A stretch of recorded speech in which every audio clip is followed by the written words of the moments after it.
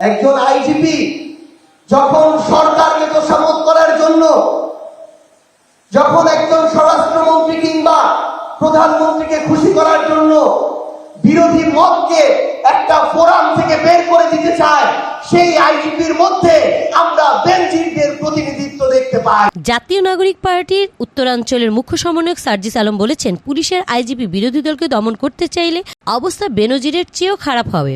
শনিবার গণমাধ্যমে প্রকাশিত একটি ভিডিওতে তাকে একথা বলতে শোনা যায়। পুলিশের বর্তমান যিনি আইজিপি আছেন, তিনি তার কানে কানে বলছেন যে যারা ওইখানে প্রতিবাদ করছে কিংবা যারা প্রতিবাদ করে তাদের যে ভাষাটা, যে অসামঞ্জস্যতা, সেটা জানান দিয়েছে। তিনি বলছেন তাদেরকে বের করে দিব কিনা।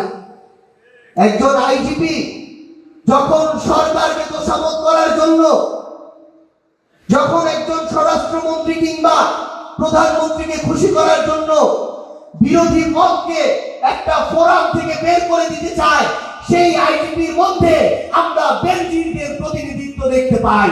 সার্জিস বলেন, একটি রাষ্ট্রীয় অনুষ্ঠানে যখন অনাকাঙ্ক্ষিত পরিস্থিতি তৈরি হয় এবং স্বরাষ্ট্রমন্ত্রী সালাউদ্দিন আহমেদ মঞ্চে কথা বলছিলেন, তখন বর্তমান আইজিপি এসে তার কানে কানে জিজ্ঞেস করেন প্রতিবাদকারীদেরকে বের করে দেবেন কিনা।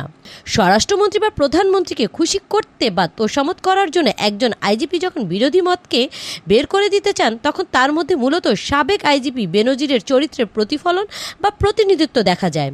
এই ধরনের কিছু মানুষের চাটুকারিতা ও মানসিকতার কারণে বাংলাদেশ পুলিশ একটি রাষ্ট্রীয় প্রতিষ্ঠান থেকে সরকারের পেটোয়া বাহিনীতে পরিণত হয়েছে এবং নিজের গৌরব ও মর্যাদা হারিয়েছে।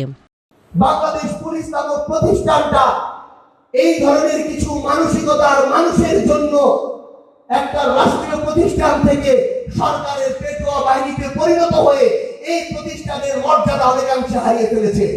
এনসিপি নেতা বলেন, তারা যদি পূর্বসূরীদের মতো একই পথে হাঁটেন, তবে ভবিষ্যতে পেটোয়া বাহিনীর কর্মকর্তাদের পরিণতি সাবেক আইজিপি বেনজিরের চেয়েও খারাপ হবে। এখন সময় হচ্ছে কথা এবং কাজের মধ্য দিয়ে সেই প্রতিষ্ঠানের মান মর্যাদা ফিরিয়ে আনা। কিন্তু আপনি যদি ওই একই পথে হাঁটতে চান, তাহলে মনে রাখবেন বেনজিরদের যেই পরিণতি হয়েছে, আগামীতে যেই অফিসাররা আবার পেটোয়া বাহিনীর অফিসার হইতে চাইবে, তাদের অবস্থা বেনজিরদের চেয়ে আরো খারাপ হবে ইনশাআল্লাহ। তিনি আরো বলেন, যারা প্রকৃতপক্ষে অপরাধের সাথে জড়িত নয়, মামলা দেওয়া হচ্ছে তাদের বিরুদ্ধে, আর যারা নিজেরা এসব অপরাধ করে তারাই মূলত এই মামলাগুলো দিচ্ছে। 24-এর পরে কি করা দরকার, এটা নিয়ে আমাদের অভিজ্ঞতার ঘাটতি ছিল। এই কারণে অনেক কিছু প্রত্যাশা মতো হয় নাই, কিন্তু এখন সবার সেই অভিজ্ঞতা আছে। আগামীতে যদি একই অপরাধ যদি কেউ করতে চায়, তাদের পরিণতি আওয়ামী লীগের চেয়ে ভয়াবহ হবে। M1 TV news desk. July গণঅভ্যুত্থানে স্বৈরাচারের পক্ষে তার অবস্থান ছিল নাকি স্বৈরাচারের বিপক্ষে তার অবস্থান ছিল?